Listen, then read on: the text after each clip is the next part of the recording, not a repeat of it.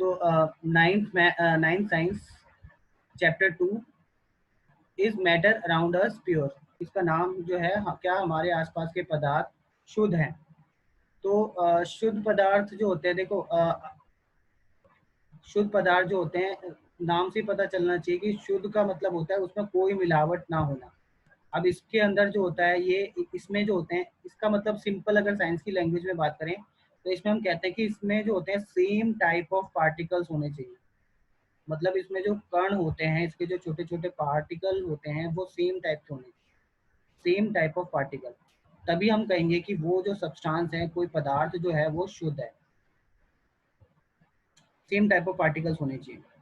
अगर हम जो हम फर्स्ट चैप्टर में हमने पढ़ा था, जो मैटर है उसकी 5 स्टेट होती है, ये हमने पढ़ा था फिजिकल कंपोजिशन के बेसिस पे। Solid, liquid, gas, plasma and Bose Einstein कंडेंसेंट।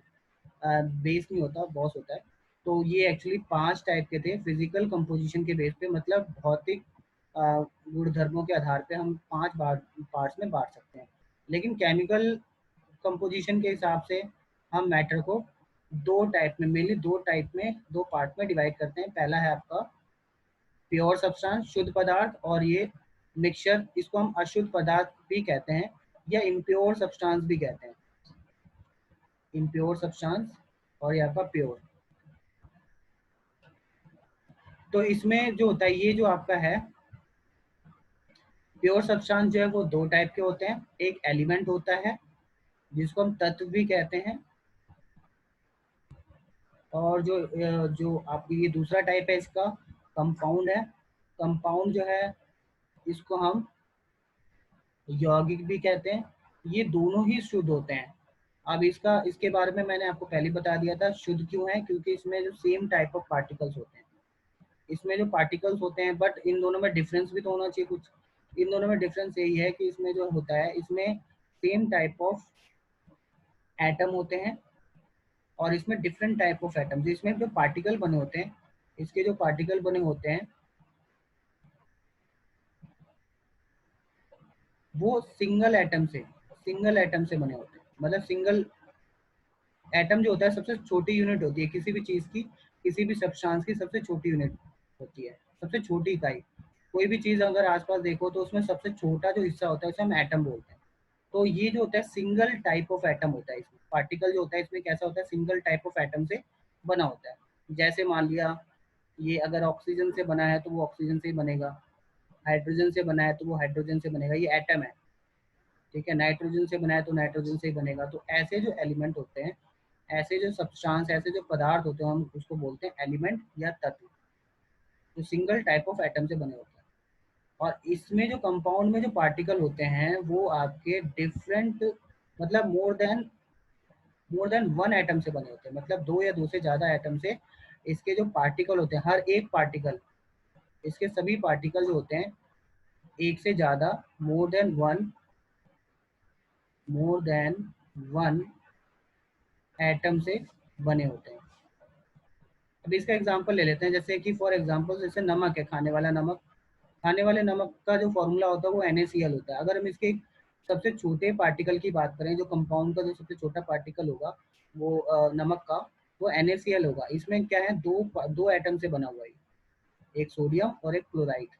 तो सोडियम और क्लोराइड 2 चीजों से मिलकर बना हुआ है, तो इसलिए हम कहेंगे कि एक से ज्यादा एटम से बना हुआ है। एक एटम ये हो गया सोडियम, दूसरा हो गया क्लोराइड या क्लोरीन। ठीक है, तो ये जो है ये दोनों मिलाकर आपका मोर देन 1 एटम हो गया। तो इट मीन्स हम कहते हैं कि जिसका पार्टिकल है वो एक से ज्यादा एटम से मिलकर बना है।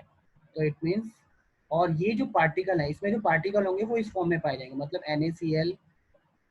NaCl इस फॉर्म में, इसके अंदर पार्टिकल, ऐसे बहुत सारे पार्टिकल्स पाए जाएंगे।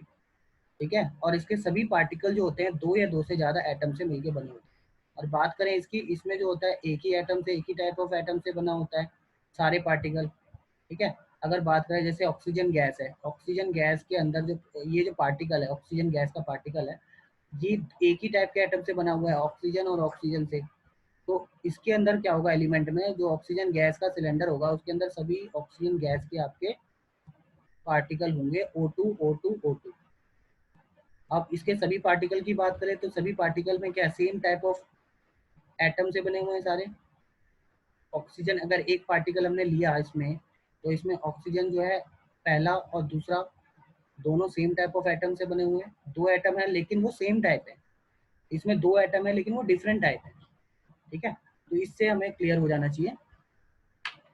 ठीक है, तो अगर ये तो आपका प्योर एंड इम्प्योर सब्सटेंस को, ये तो प्योर सब्सटेंस के दो पार्ट थे। अब हम मिक्सचर यानी कि इम्प्योर सब्सटेंस जो अशुद्ध पदार्थ होते हैं वो आपके मेनली उसको कितने पार्ट में बांटा गया है, एक तो होमोजीनियस, एक हेट्रोजीनियस। होमोजीनियस जो मिक्सचर होता है, एक्चुअली होमोजीनियस को ऐसा ऐसा कहते हैं जैसे कि ये मिश्रण होता है एक टाइप का।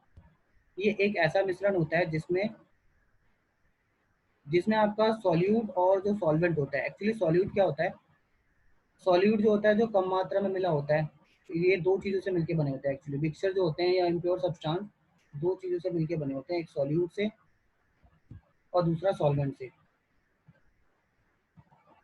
सॉल्यूट जो होता है इसको हिंदी में बोलते हैं विलय, और सॉल्वेंट को बोलते हैं विलायक। जो विलय होता है वो आपका कम मात्रा में होता है मौजूद एक सॉल्यूशन में या मिक्सर में, मिश्रण में। और जैसे कि चीनी पानी में मौजूद होती है, चीनी की मात्रा कम होती है लेकिन पानी जो होता है वो ज़्यादा मात्रा में होता है। दोनों को मिलाकर क्या बनता है, मीठा पानी या शरबत बनता है। मीठा पानी बोलो या फिर शरबत बोल दो, तो मीठा पानी बनता है। जो मीठा पानी है वो क्या है, आपका मिश्रण है।